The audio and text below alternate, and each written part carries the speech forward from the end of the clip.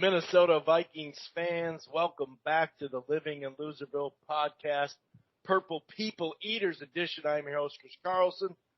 My co-host, Aaron Miller, will be joining us shortly. Obviously, we got some things to talk about the Minnesota Vikings, right?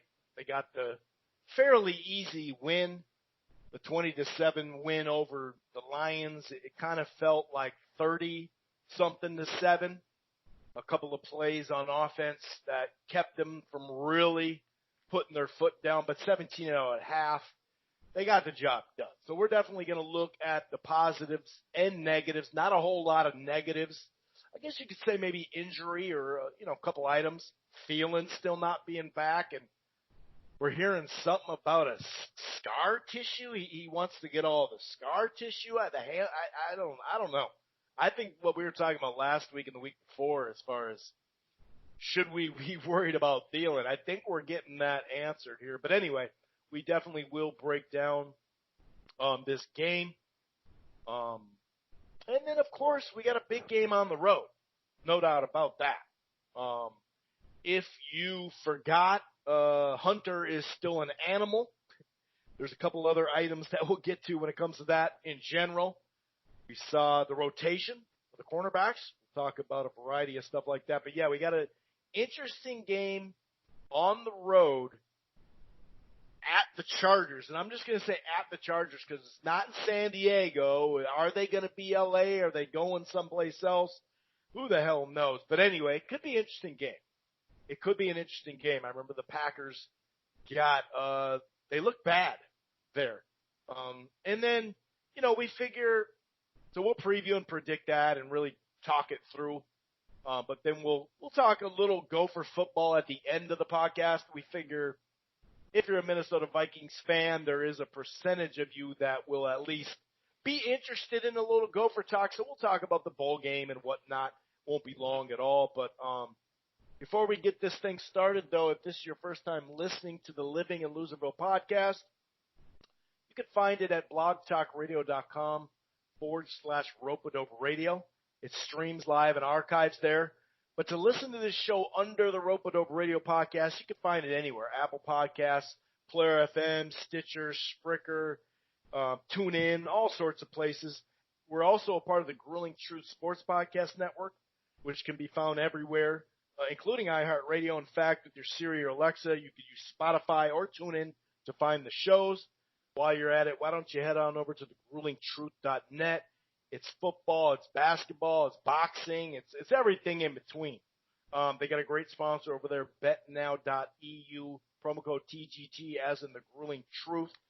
And one more thing, if you're thinking about cutting the cord, or maybe you have and you're just not happy, you want some sort of cable TV for sports and whatnot, try AT&T TV Now. It has a 7-day free trial. But the plans start as low as $50 a month. That's HBO included. They have the cloud DVR. You can stream it anywhere. No annual contract. AT&T TV Now. It's worth a gander, I guess you could say. And it's available in Minneapolis. Okay, it's available in a chunk of other cities throughout the country, but it is available in Minneapolis. So take advantage of that. I'm going to go ahead and bring in my co-host Aaron. Check the temperature on that, see how he's doing. We did get a little snow that neither of us knew was coming, but like he said, that's going to be the next 6 months, so just get used to it. What's going on, Aaron? How the heck are you?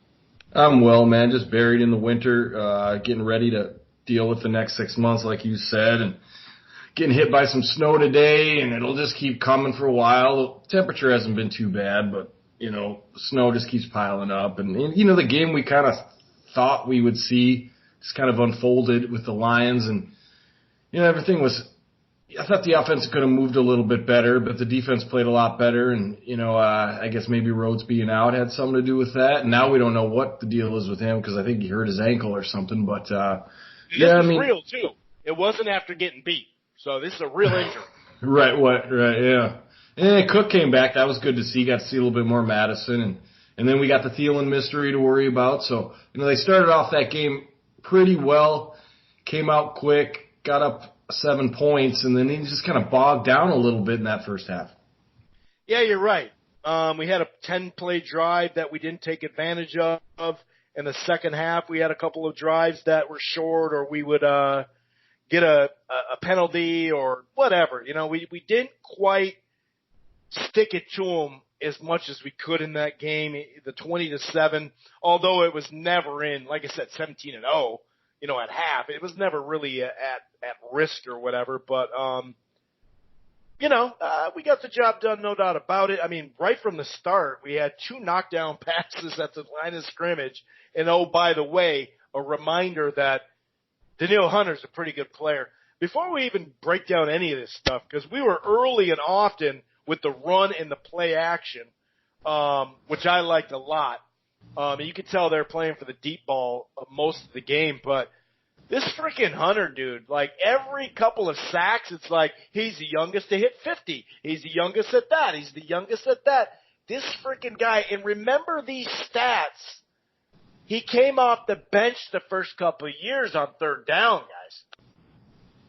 Yeah, he did, and it just keeps getting better and better. And didn't go against the greatest tackle, and you haven't heard much of him all year. I mean, he's made plays here and there, but he always had his good game against the Lions. I mean, last year I think he had 3 or 4 in the game at home, and it's a good matchup with the Lions. And then you got a quarterback that might hold the ball a little too long, and all those good stuff. So it was a recipe for a good pass rush yesterday, and I think they just went ahead and went through it.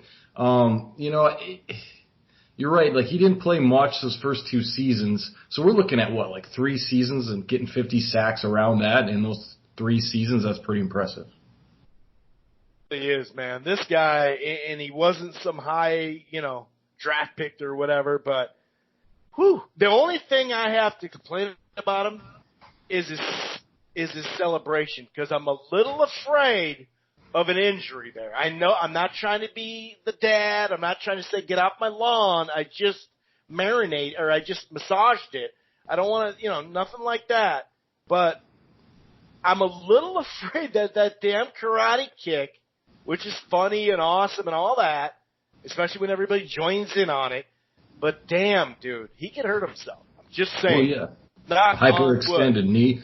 Yeah, right there, Maybe an ACL coming on the way down or something like that. And then you got Kendricks joining in on it too. Maybe just, tone it down a little bit. I hear what you're saying, but, you get a few sacks, got to have something signature to put on it. Oh, yeah, totally. I love that. I like that they let dudes celebrate now. But, it just gets scary, man, because the guy he can't put any more muscle and weight on him. You know what I mean? Like, his body's at the peak right now. So let's not freaking tear an ACL, knock on wood. But yeah, the defense, I mean, like I said, that first drive really summed it up. And through the first 4 drives, 21 yards on 16 plays for the Lions and 0 of 4 on third down. So it was a hell of a start. And also, like you mentioned, we did have the rotation. Rhodes, Waynes, Hughes. We got those guys in and out. And so that was, we've been saying, hey, are we going to do that? Are we going to at least try that? And sure enough, we did. So that was big. And obviously Hunter got his second sack before you knew it anyway. But even on that first scoring drive where BG made that great leaping grab, I should say. But like I said, early and often, we had the run game and the play action. In fact, Cousins was 12 of 12 for $114 and a TD. And that's a lot of play actions, 12 of them. And I think that basically set it up. And, the deep ball was just crazy a handful of weeks ago when we played them. What did we put up, 42 points or something like that on them? So I really think that they were like, all right, we're not going to give you much deep ball. They did a little bit later, and we hit on it, almost hit on another one. But the amount of pressure that the Vikes were getting, the coverage was better, no doubt about that. But also, we had a little run blitz in there after getting beat up on the run a week ago. You saw Harrison Smith, close to that line of scrimmage. So I think, I wonder where that's going to play out when we do have to face these running teams. The Packers can run the ball. If we get the playoffs, they're going to be able to run the ball, some of these teams that we go against. Do you think that we'll see more of that? And we talked about the last, 5 to 7 weeks with all these deep balls that maybe he didn't want to do that because he was a little afraid of, getting beat deep. I like seeing Harrison that close to the line of scrimmage. Yeah, I do too. It's like another linebacker, plus he can go back and play in coverage. And you saw that the cornerback rotation, which was, something that I called for a while ago, but, we keep drafting these corners. We got to use them. And I know we didn't draft Hill, but we got him on undrafted free agent. We basically drafted him because we paid him a heck of a lot of money to come up here. And, if you got him, use him, I guess. And, Rhodes hasn't been playing up to snuff lately, and you got a bunch of guys sitting. You might as well play him. And, defensively, I think Zimmers is trying to do a couple new wrinkles, like you said, a little bit of run blitzing, maybe rotating that defensive line a little bit more. I kind of like the defensive line without Linval as something to show a little bit against teams that are quick and maybe play a zone scheme against us. Linval's big and he's good at, blocking up a couple gaps, but let's say you're moving those gaps. You might want to get those 4 guys in there that are a little bit smaller, a little bit quicker. I think you're seeing a little bit of that. Maybe take a little bit off of Hendricks and Barr's plate and just kind of moving things around. Maybe not going with the same steady old thing that he went with, trying some new things, some new wrinkles, some new blitzes. Things, you got guys that are experienced 4 or 5 years playing together. You can do a lot with that, kind of just mold it the way you want it. Secondary's sort of been suspect the last couple weeks. They came through this week really well, and a couple picks, good hits, nice tackles. It's the Lions. You're really familiar with them, so you kind of know what they want to do, and you're used to playing them. But it'll be interesting to see, like you said, going forward with some teams that do some different things, particularly like the Chargers, with a good quarterback back there, knows what he's doing. How they're going to adjust to that. What corners are you going to use? Where are you going to use them? How are you going to use them? And in the pass rush thing, you got to get, adequate pass rush on Rivers. And I think he's more of a pocket passer, so you can maybe rush a little bit harder. But, True. Griffin's kind of aging out here, and we're going to need a replacement on that other end. You've got, Weatherly, who, he's depth. I don't think he's a starter in the future. Odenigbo is kind of playing more inside now. So I'd look in the draft maybe to probably pick up some sort of defensive end. I know they got a couple guys they took the last couple of years who ended up getting hurt. Ade Aruna or something his name is or something. Right, so maybe they'll come back from injury and kind of shore up the defensive end spot. But it's not like it's bad. It's just like, you got some guys that are kind of aging out there, and you got Danielle who might move over to that other side. So, I just want to throw a shout out to the steadily improving offensive line, maybe get your thoughts on it. Cousins got sacked once yesterday, maybe a couple pressures, but it seems like they're steadily improving. We'll find out when we play Chicago exactly how much better they are, but they seem to be improving better against it. And of course, we got to have Thielen back to add that balance to the offense. We've done well, kind of maneuvering our way and not having him, and screen games. A lot of that's when you don't have someone else. You got Diggs getting doubled or bracketed. And that's kind of what you saw yesterday because the Lions didn't try to do – they kept us kind of in that mid-range part, and I think that has something to do with you don't have another receiver that strikes fear into them. And I think if you get Thielen back, honestly, we're fine until he's healthy, but, we want to see him get back healthy and figure out exactly what's going on with him. But I thought overall the defense – and the offensive line and the fronts played really, really well yesterday, as you would expect that they would against the Detroit Lions. But it is a different challenge coming up this coming Sunday. Yeah, and the Lions aren't as bad as their record says, like they said a couple times in the broadcast. They were, besides this game, they were up in every one of their losses. And we had to shoot them out. We had a shootout with them, 6, 7 weeks. God, it seems like forever ago. But and that's actually the game that Thielen got hurt, now I think about it, in that touchdown pass, wasn't it? Yeah, it was, I think. Maybe that was the Philly. No, it was the Lions, because he came down. Remember, it was that great catch. Back of the end zone, went up for it, got it, came down, and it looked like there was a hitch in his hip and his knee, and then he kind of hit the ground and slid into the barrier. Right, yeah. We thought it was his hand. And I thought it was funky just the way it came down on his leg. So I don't know, man. And then it's just hard to tell. And they're not really saying much about it. It makes you think it might be worse than they're letting on. Yeah, but you're right about the the offensive line and Cousins post game really. This is what I like about Cousins. He wasn't blaming the world last year. He's not taking all the credit this year either. That's a good sign of a good quarterback. And he said, it all works together. Like even the play action, if you're not running the ball, which we did early, you're not going to have play action. We saw that last year. You're not going to have an effective play action.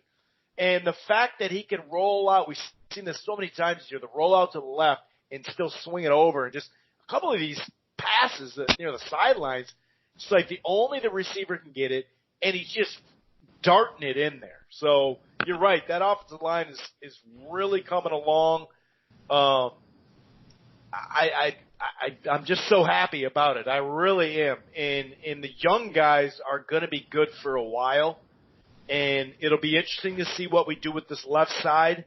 We're going to have to at least replace one of them. I think it's going to be kind of back to the drawing board like we did in the middle. We talked about that so much in the preview and off air in the off season. What's the middle of that line going to look like? And it's damn good, man. It really is. It doesn't seem like it. They are a smaller line.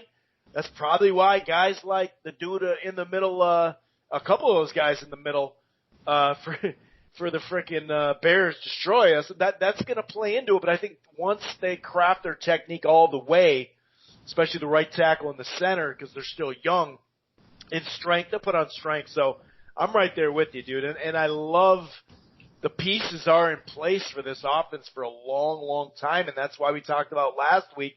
And by the way, we do want to talk about or mention some good back and forth, some good debate in the Facebook groups when we post these shows. We really appreciate that. But I like the back and forth, and a lot of back and forth with, should we extend Cousins? What would he need to do? Same with Cook, that type of thing. So just in general, we can really have this offense for a long time when it comes to NFL years anyway. They definitely have this, and you got like Irv Smith. He's only going to get better. So, and somehow Ham has just found a home here now again as a perfect, fullback / a variety of things. He's been actually making some plays this year. But Matson had that nice hurdle. That was pretty nice. The Lions defense did hold on a 3rd and 1 and actually fell short or hold us on a 3rd and 1. And, we felt we had a false start. Cousins actually made a mistake. Could have took like a little beat and made sure we all set up properly. They talked about that on the broadcast too. It was kind of a cool look that they gave us after that play of the replay behind it. You're like, oh, I see what he's talking about. Yeah, that makes sense. So that's the reason why we got a field goal there. By that time, though, Cook had walked in. I like that we got another 2-minute drill in there. Well, less than 2 minutes, but I like how we got some practice there. But I'd say the defensive line, it's just, oh, God, I can't forget. Laquan Treadwell. I was just going to bring him up. He got a ball and broke a tackle. What's he doing now? Did that getting cut humble him? Because he's making a little I was just going to say there. Yeah, I mean, it appears that you have to cut Megaquan to get some production out of him. So, I mean, I think we did. And yet he's always been that missing piece. I mean, besides, talking about his size as a receiver, like we don't have, 6'3", 6'2" guy that we need. We need a guy like that. And he hasn't been, exactly playing that role. I think he's just sort of filling in out of that 2 receiver thing. But, you need a bigger guy, and I was going to go on to say that in the offseason, really offensively, I can only really see for draft needs would be like a left tackle, a young one, and then a bigger receiver. That's something we could probably afford to go after this year. But if he keeps playing well and continues to improve, I mean, you might not need that second need. And defensively, I think we do have some needs, corner, some linebacker, get some more defensive linemen. I think that's what we need in the offseason, but that's a whole nother talk for a whole nother show. I just feel like, if you want to, we've all been kind of rooting for Treadwell. It's just that he hasn't performed. And we said, okay, well, we got to, cut bait at some point, and that's what seemed to happen in the off season. And now he's coming back. We brought him back just out of necessity, and he's making plays. And, that's what you want to see, and I'm glad that he's doing that. Is it enough to get him on the squad next year? I don't know. I guess that's the question, but it's nice to see him making plays in his fourth season now. He kind of came on a little bit last year, kind of force-fed the ball to see what he could do, but I think maybe the pressure's off now. Getting cut was like, well, what's the worst thing that can happen? You can get cut. True. Well, I already got caught, So it's like, all right, well, then they'll go out there and relax and play. He's not running the stairs anymore because Zimmer was on it. He's like, all right, it's great. We don't pay you to run stairs. You work hard, guy. Stop. Yeah, we get it, yeah. Cousins going to throw you the damn ball to a fault, okay? Don't worry about that. And I really think that, Chris, honestly, all Vikings fans, I think, feel the same. Like, this is all fine and dandy, but we really care about what happens in the playoffs. That's what's going to matter. Getting in the playoffs is still up in question, but, we got a pretty good chance of doing that. But I think we all are just like, okay, we've seen great regular seasons many times. Right. It's time to show what you can do in the playoffs. And I think this team is working toward that. I think they also realize that, this got to get in the dance because what matters is what they do when they're in the playoffs. And I think we're built to do something great, but, first you got to get there, and then you got to figure out how you're going to do it. And I think this offense, like you're saying about Cousins, is just, it's really maximizing his strengths, play action, bootlegs, not making him drop back like Sam Bradford. He's not Sam Bradford. Yeah, but what he is at times. Right. But what he is a very good play action quarterback, and that can be utilized, especially when you got a decent running back, a couple of them, and some good tight ends. I think this really fits well offensively with what he does and for the way the squad is built. So I think, get in the dance and see what happens. I mean, that's where we're at right now. Yeah, and it's not just how we go in the playoffs because you're one and done, but it's how we're going to go there. It's right there. We talked about this last week, how it's all right there, dude. You got to win 3. You want to win 4, obviously, before this last game. It's right. It's all right there for you, and you can actually improve a little bit potentially. You never know what's going to go on. Some teams have some big games. Look at Seattle finally, a week later, had to lay an egg. Of course, it couldn't be against the Vikings. That's the whole Living in Loserville podcast.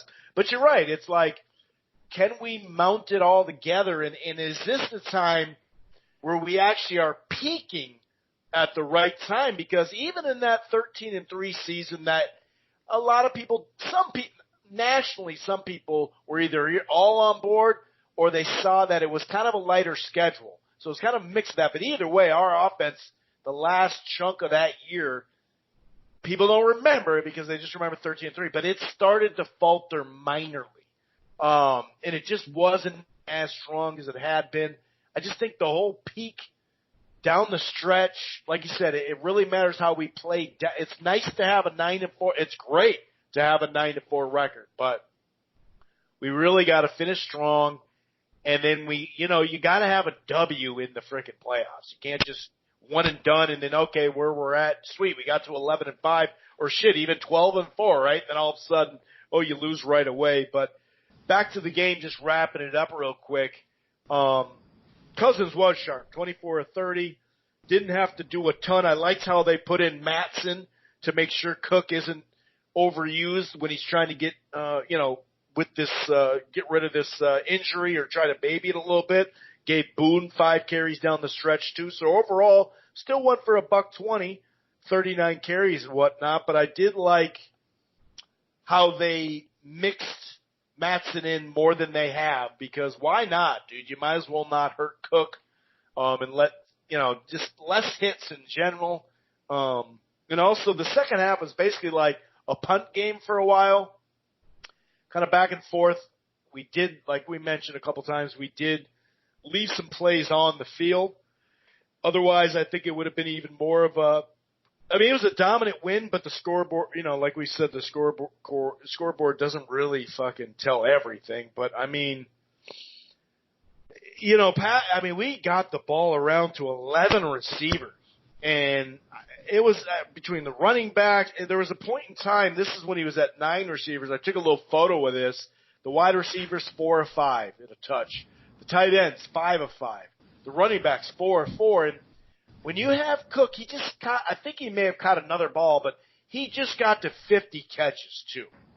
That says a whole lot about that guy, and that also is why we need to extend that man. But he actually notched his 13 rushing TD for the season. He became the fourth player in Vikings history to record 13 or more during the regular season. You have AP 2009-18. You have Allen, way back to Terry Allen, 1992, 13 touchdowns, and then Foreman had 13 in back-to-back 75 and 76 right around the time. Well, I won't even let people know that. But anyway, I guess I just kind of did by saying that, didn't I? Anyway, all in all, it was a solid game. Talking about a variety of stuff like injuries. Well, like you said, the ankle injury to Rhodes. Hughes had an oblique injury, but the way Zimmer was talking, it doesn't really seem all that serious. Of course, we were just told, or not just, but told that there's a good chance Thielen's going to be back. We've seen that a couple times. It's even come out of his mouth. So, something to talk about there a little bit. You wonder, I don't know. You mentioned we're going against, sure, he's not having a great year, but we're going against Phillip Rivers. We finally played good against a backup this year, like they should have, the defense. So, let's hope. We've seen some lesser guys put up some big numbers this year. By the way, after that 50th sack, after the game, Hunter's jersey is going to Canton, Ohio. So that's kind of cool too. And then one more stat that kind of stood out to me before I pass it to you. I can't find it right now, but let's go to Thielen real quick in the quote. This comes from Ian Rappaport. He's not playing today. This was the day of, Sunday. Thielen's not playing today as he fights to get the scar tissue out of his leg. By all the parties optimistic he can be on the field next week. Not a extended absent, expected, but it's like, this is December 8th when they said that. So it was before the game, and it's like, oh, okay, but we're already at extended. So what's that mean? Still really worried about that. But overall, like I said, it wasn't the prettiest thing, but they got the job done. Any other notes that you want to talk about when it comes to the Detroit Lions game? Just kind of scar tissue makes me, think bone or ligament. It doesn't make me think see soft tissue like muscle, which a hamstring would be that. Maybe it's more of a ligament tear or something like that going on with him.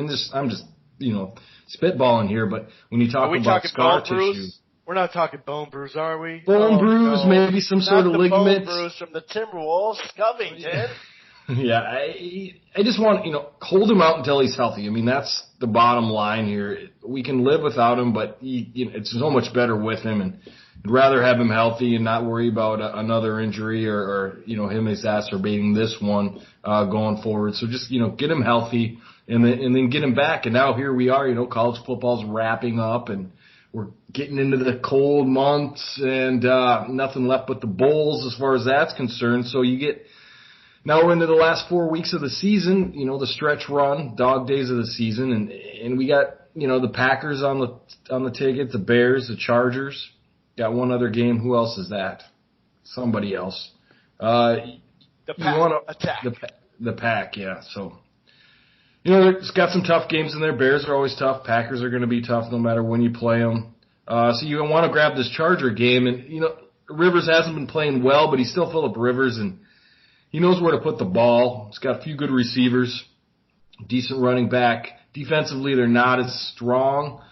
We could score some points on them. We should score some points on them, let me say. And it's going to be an interesting game. I mean, you're in L.A. and, it's a West Coast game. A lot of things that usually don't go our way are going that way. But small little stadium, that should be fun to play. And I hear it's really fun to see a game in that stadium because it's like a high school stadium or a small college stadium. It's like a small soccer stadium that sits like 25,000 or something.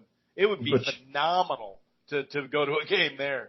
Yeah, and we don't see much of the Chargers up here except for, maybe highlights. I tend to watch the highlights on Sunday just to kind of catch up on all the games. And so you're right. I heard you mention earlier that they did beat the Packers, and that's not an easy win. So it's going to be a formidable challenge, I think, no matter how you slice it. And, you want to go down there and get a win. Yeah, and, I hate to sound like a broken record. This has been so many times this season on some of these games when you look at the record of these teams that we're playing, and they're not as bad as the surface, sure, yeah. And even surface, like we mentioned with the quarterback, he's not having a great year, but we know how that goes if you don't have a good offensive line. They definitely don't have a run game. But here we go again, dude. Like the first game, they won in overtime, 30-24. They lost to Detroit, 13-10. Obviously a different Detroit team then, a lot more healthier. Houston team lost 27-20. Then they did, come out with Miami 30-10, and they did beat Green Bay 26-11. But then they lost by a touchdown to Denver, lost by a touchdown to Pittsburgh, lost by a field goal to them, managed to beat Chicago 17-16, lost 26-24. I'm not making this up, 24-17, and they blew out Jacksonville last week. But, dude, the week before it lost to Denver 23-20.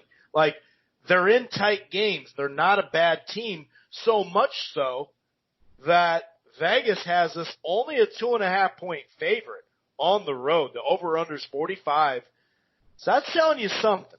That is telling you something. Vegas is really not playing around right now. They think, okay, on the road it's a different squad. We have managed to get a decent win on the road with the Cowboys. Now it's looking, I say decent, looked good then, looking a little bit more decent now, because, they've stepped back a little bit. But, the biggest thing that stands out to me is under 100 yards per game. And I think we got up to like 91 last year, maybe 87, just because we ran the hell out of the ball. Those last three games, or attempted to, weren't able to do it against the Bears, but that's a different show coming up in about a month. But that's going to be key, because if we don't have to worry about the run, we're going to have to worry about the pass. I mean, that's the thing. 15-11. Well, okay, those aren't great numbers, but they average 290 yards passing a game. So something kind of tells me, is it going to be a score fest, like just lighten up the scoreboard? No, I'm not saying that. Like I said, the over-under is 45 and whatnot, but this could be a little bit tougher than some folks think. And like I said, Vegas doesn't do this for a hobby. They do it, to make money, and they make a lot of it. Denzel Perryman, the linebacker of the Miami, he's going to be out. So that's nice. Sorry, Denzel, but you're out. Hughes right now and Xavier's questionable. We're going to get a much better look at, what that looks like in a couple of days. We figure Thielen's out, but maybe he'll surprise us. I don't know, but I mean, okay, so it's a little frightening. Us, dude. Yeah, that's what I say 300 yards almost easy they're going to pass. Well, it all depends on how healthy Rhodes and Hughes can be. I mean, you don't want to go in there with 2 or 3 corners down. I mean, that leaves you with Hill and Waynes and maybe Boyd. Maybe some. I think we got a couple guys off the scrap heap too. But we might have to get Joey Browner back. But I think we got to have a pass rush. I think that'll help a lot. Get blitz, do some things, get a good pass rush. Throw the best corners you got out there, and try to stop the run. You stop the run. You don't want to commit too much to the pass, because whatever they have, they got an NFL back. They'll gouge you with it. So, yeah. I mean, I think that you just try to do the best you can. I mean, we're good secondary when we're healthy and we're on point. We're going to need to be that against a guy, and we're going to have to score points, because I feel like we're going to give up some points through the air. So I feel like you got to score some points. And I think defensively they're not. They held the Packers to 11 points. That's pretty impressive, but you're going to have to run the ball. And like you said, our running yards are down, but there's a lot of the screen game. We got short passes. Yeah. We made up for it in other ways. I think that's probably the modus operandi for going in there is, get the screen game going, get Cook off tackle, get him in space, pick up your run yards some other way than just going up the middle. You got Madison for that, and I think he's proven he can do pretty well if you block for him. And, so run the ball, keep their offense off the field, defend the pass and get a good pass rush. I think, that's pretty standard football jargon, but it's what you need to do to win this game. Don't turn the ball over. And, we need a good road win, and especially now in the season, going into these last 4 games, the last quarter of the season, you want to get a game that you can get, and I think this is one that we can grab. I think I got it 28-24 Vikings for some reason. I think they're going to go down there and win. That's a little bit over the spread, but I really feel like they'll go down and win that game. They're playing well enough to do it, and I just think they're going to pull this one out. And then the week after that's another mystery because it's a whole different ball game. But for this week, I think the Vikings win 28-24. Yeah, and they are pretty good against the pass too. So they can pass and they defend the pass pretty well. In fact, what was it? 209 a game. That's damn good. Vikings are almost 260. 209 is really good, especially in this freaking NFL. I guess we could trace some of the quarterbacks they played, and that would help that stat out, of course. But yeah, man, run the ball. Then obviously, like we've been saying, our play action will open up. And I'm with you. I think we're going to win. I do think we're going to win. I think the fact that they can't really run the ball that well will help us. Like you said, either selling out to get after that quarterback at times, especially on third downs. And let's hope, on paper, in theory, that, they are in 3rd and 1s and 3rd and 2s. You know what I mean? That there are 3rd and 6, 3rd and 9. Could be a long afternoon, but I think we'll sneak it out as well. I had it 24-20, so we're right in the same ballpark. And it's a capacity of 2,700. Reason why I know a little bit about this stadium, I've never been there for a game. I've been there, but I've never been there for a game. I've been at the tennis court. Tennis court sits about 9,000, and they actually do boxing in there, which is a perfect venue if you think about it. You know what I mean? So you take out you just put the ring right in the middle of the thing. You got the floor seats right there. Every seat's phenomenal. And that would be dope, dude. 2,700. I mean, there's freaking Texas and Florida and California high schools that have more people than that at their games, regular season games, let alone the playoffs. So that would be pretty dope. And, if we thought this through, that'd be kind of a fun game to watch that close to the action. But yeah, I'm with you. I think they'll get the W and come back at 10-4. One thing is we were 8-7-1 last year. We are guaranteed a winning season this year. Okay. So let's get a mini celebration. Okay. That's over.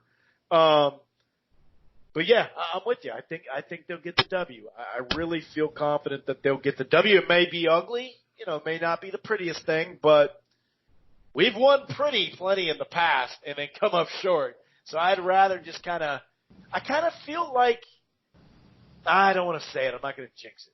I'm just going to pass it to my co-host and, any other random thoughts about this game or anything like that. What are they anyway? 5-8? Yeah, they're 5-8. They could be 8-5. They really could, or even whatever. They could have it at least 2 more. What was it? 9 games or something I listed out that were like, holy shit, is that real? Well, it comes down to, I read a little note today on possible division winning scenarios, and it all ends with you got to beat the Packers. But I think if you win this game, it puts a lot more pressure on the Packers getting ready for that game, and I think you need to put as much pressure on them. They're playing really well, and they're always tough for us, home or away. So, win this game, put a little more pressure on the Packers, come back 10-4, make it a ball game the next week, and I really feel like the division's still up for grabs. Green Bay's, schedule is about the same as ours, about as difficult as ours, but if you can get there, get a game on them, and then come back and play them, I think that helps a lot. And it was really convoluted, all the different things they had to say in that note, but it really just boiled down to you got to beat the Packers no matter what. And I think finished 3 or 4, something like that. I don't remember what it was. And we don't really know what kind of Bears team we're going to see at the end.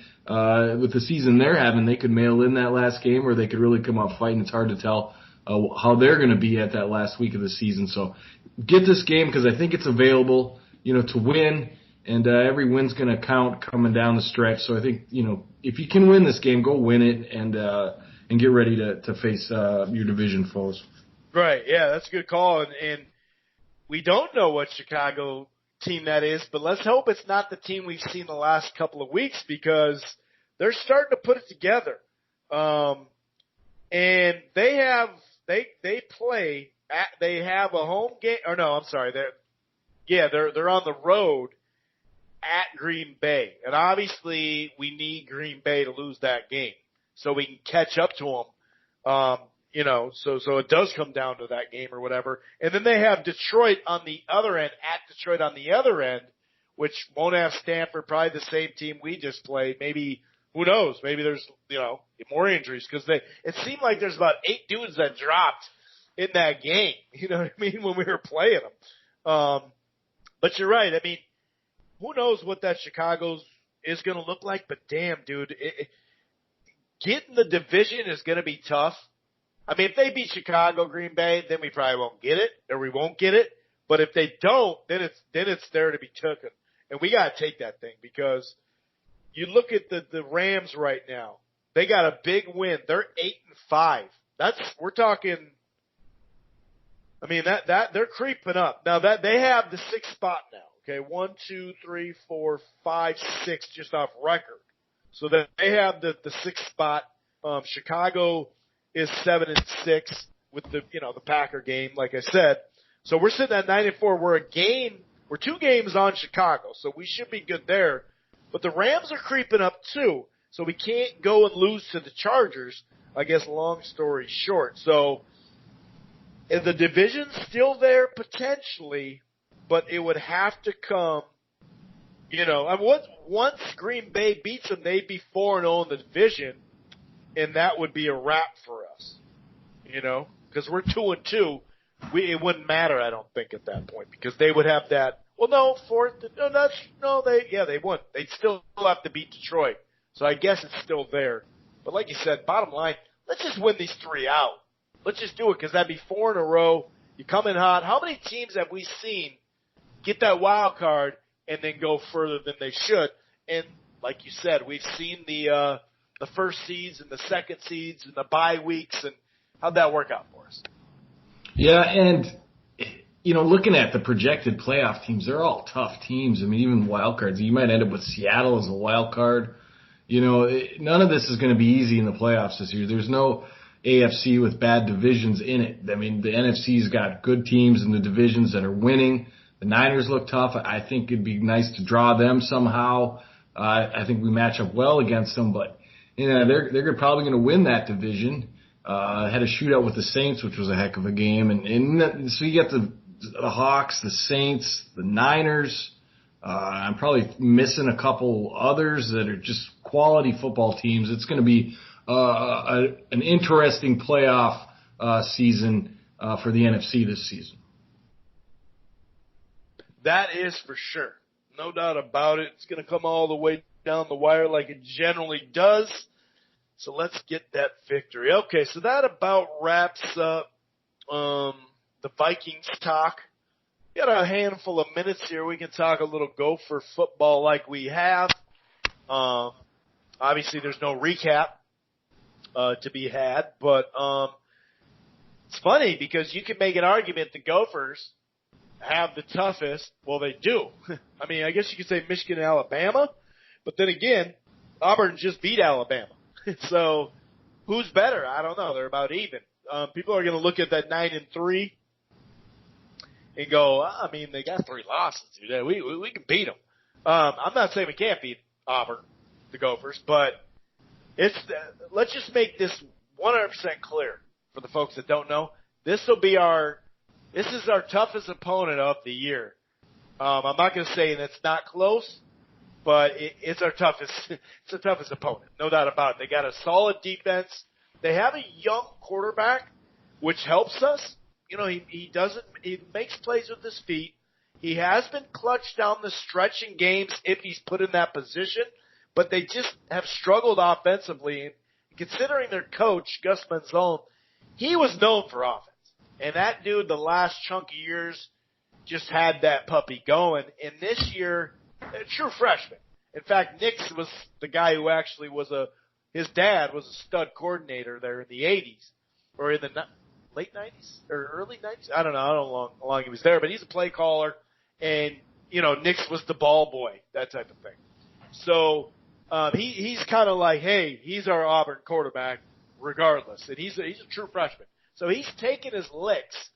But when you get a guy like Gus, right, and you give him 3 weeks, I'm pretty sure that he's going to come up with some fucking plays to fuck us over a little bit. So this will be a damn good matchup, man. And this is tougher than what the game we'd have in the Rose Bowl, which is crazy, but that's how it goes sometimes.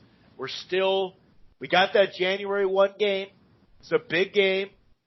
And I'm really happy. If you look at, you know, Flex said it yesterday in the press conference, or 2 days, yesterday. And a lot of people don't know college football locally because, you know, let's face it, the Gophers have sucked, right? So, you know, these practices that you get, the bowl game practices, are so crucial for the youngsters, whether they've been redshirted this year, whether they've only gotten a couple of games in, whether they haven't. It doesn't matter. It's kind of like spring practice all over again. And, you know, with 80% of the roster still freshmen, sophomore, redshirt somewhere in there, next year the sophomore and junior add a redshirt tag on somewhere in there, right? This is going to be key. This is going to be key, man. And we talked about how the defensive line is all seniors, and only one of them, the local kid from Eden Prairie, was a 4-star. The rest were like, hey, he's a rotational guy from Notre Dame, plug him in. Hey, you know, Dunlop was a little banged up this year, so we didn't get to play him as much. You know, the other guy, is it Streeter, or what the hell is that guy's name? He's like a walk-on 5th-year redshirt senior. You know what I mean? So, like, it's kind of a mixed bag of what he had when he got here, and they made it work this year. So really, and we've talked about this off air, it bodes well for all these sophomores, especially on the ends, and some of these guys like Dunlop, some of those JUCO guys that we brought in, and young guys we got in down low. These guys this is gonna help them as well. So I'm really looking forward to this game, man. You know, we don't have to predict it right now because it's not gonna happen in a couple of weeks or whatever, so we don't have to get the exact scoring thing. But this is big, and we're gonna be on a January 1st bowl game in front of a national audience, and you know, recruiting-wise, let's just put it this way. I mean, right after the game, like the next day or maybe 2 days later, even with the loss, right, to Wisconsin, Flex out there getting a wide receiver for 2020, who all of a sudden is an offensive juggernaut, and Miami and a couple other squads, including Wisconsin and Iowa and some local, you know, competition as well, got him for 2020. So, you know, these 10 wins are big. This national TV stuff is big. Fleck talked about that yesterday, how wherever he goes, it's like, row the boat. Hey, what's up? You row the boat, right? You know, and like it's starting to really have that domino effect, man. I'm really excited that we end it's kind of like, hey, don't get too high on yourself because Auburn might humble you. And I think that's a great way to go in the off season too. A great win would be phenomenal, but these youngsters got to know they're not there just yet.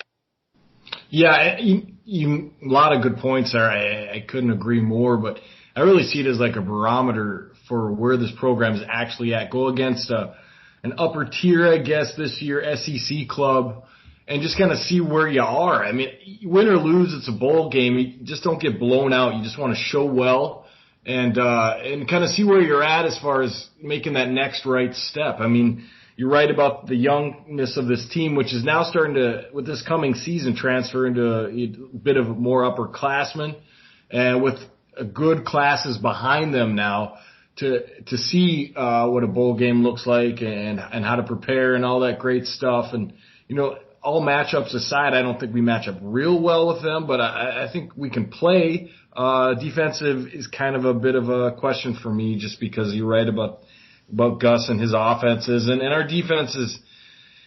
I'm not going to call them patchwork, but they're not what they want to be yet, which they have a chance to be that next year. And you got to put in, is Coughlin going to play, or is he going to get ready for the draft and all that good stuff?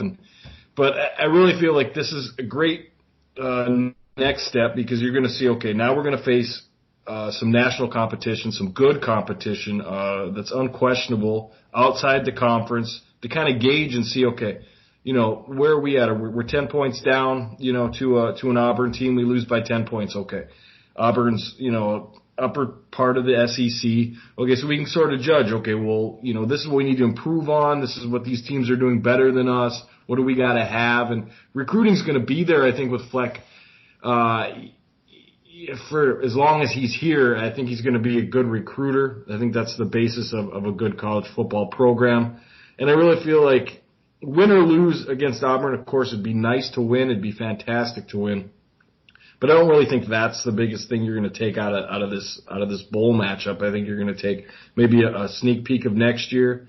You're going to see where you stack up against an SEC squad. And I really think the Big Ten and the SEC are not as far apart as maybe some people think, particularly SEC fans. They think they're the greatest. But I think Ohio State's going to show the Big Ten is not that far away, and we might have two conferences here that are pretty close.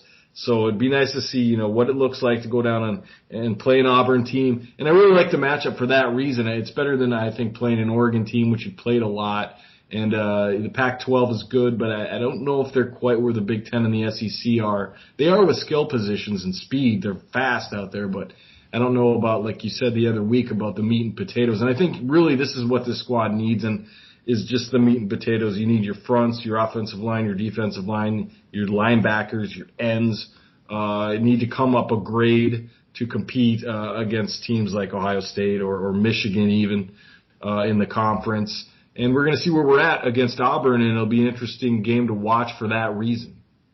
Yeah, I really think so, man. And so far, the performance last year with that break, because there's always a funky thing with that break. And sometimes teams will come out flat. Sometimes both teams will look like crap for a quarter, then they get back into it. And normally we don't have this long a break, right? So, because, we play earlier than January 1st. So, you gotta love where the program's going. We're gonna find out here in what, 9 days with the early class, and then February we'll find out what we're gonna close with. Go ahead. I was just gonna say, let's maybe wrap up the season a little bit. I think that it was a 10-2 season with a schedule that you played who they put in front of you, but it wasn't the toughest schedule, and it probably helped us with a couple of games coming down the stretch. But I thought overall improvement from where we started this podcast in week one of the season, an ultimate surprise, and just how they took care of the teams that they should have took care of. They didn't lay an egg this year at all. You could say maybe down in Iowa, but Iowa's tough, man, and they're all meat and potatoes, very little flash. And so I think that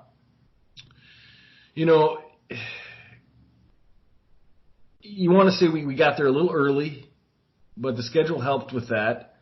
It gave us a boost of confidence going forward. But I think everybody now sort of knows that Fleck's not a snake oil salesman.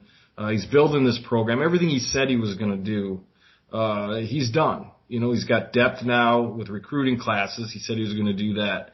Now it's translated to some wins. That he's done that. I talk to these people all the time, and yeah, they're sick of the row the boat thing, but hey, it appears to work.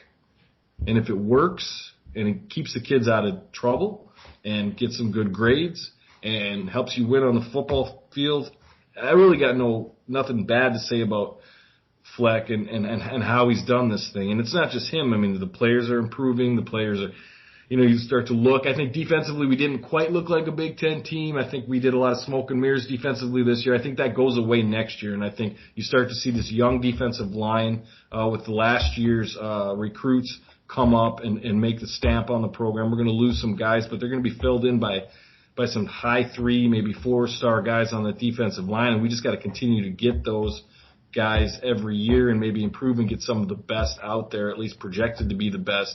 Offensive line has really come along. They're going to be a year older next year, a year stronger, and have some more depth behind them. And then linebackers, I think we kind of had some drawbacks from the kill age. With our linebackers, we're going to lose 3 of those, Martin, Coughlin, and Barber. They're going to get filled in by guys like Sori Marin and Braylon kid and those other kids that are faster. They kind of that a little 14 who played a lot too. I can't remember what the hell is, but he was a redshirt freshman. Okay. Yeah, I mean, and so there's talent. He played a lot. In that We're going to be good. We got a Big Ten secondary. I know that. Yeah, we do, and that's going to continue to improve too because I know he had some red shirts that he kept. And it's another point. You sent me that article about all the red shirts that he kept. Right, yeah. He was not, and he was really stingy with them this year, which was interesting to see because he was kind of free with them last year. And I wanted to see. I kept calling to see some of these kids get and play in a couple games. But he held them back, especially the ones he thought were really good, and I think that really bodes well. Now he got a redshirt year on those guys, and you get presumably 4 years if they're really good, 3, and that really boded well too. I was just really surprised to see the number of kids that he held back. They didn't even play in one game, and some of them just played in one game. So it's very interesting to see his kind of plan with that. And like I said, this is all new to us having a successful college football program and how it really runs. We thought we all knew everything as fans and why the Gophers sucked, but now we're really starting to see kind of why they sucked, and it had to do with recruiting and redshirting and all that stuff, and I really think that it's really trending in the right direction. And whether you win or lose to Auburn, the only thing that could really kill you would be like 55-3. That could hurt a little bit, but you go there, you play well, you show good. And I really think that you are on your way to maybe even better recruits in 2021 and even finishing out that 2020 class. Yes, sir.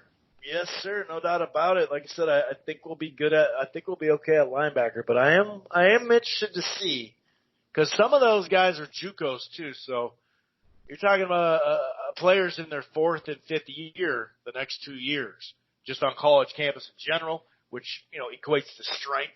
Programming and all that. And like you said, the freshmen too, so that we brought in. So I think it's going to be kind of a rotation in the middle. I could see 4 guys playing the 2 middle spots. And we talked about this real quick before we close the show. We talked about how they may, go back to a more traditional, lineup system.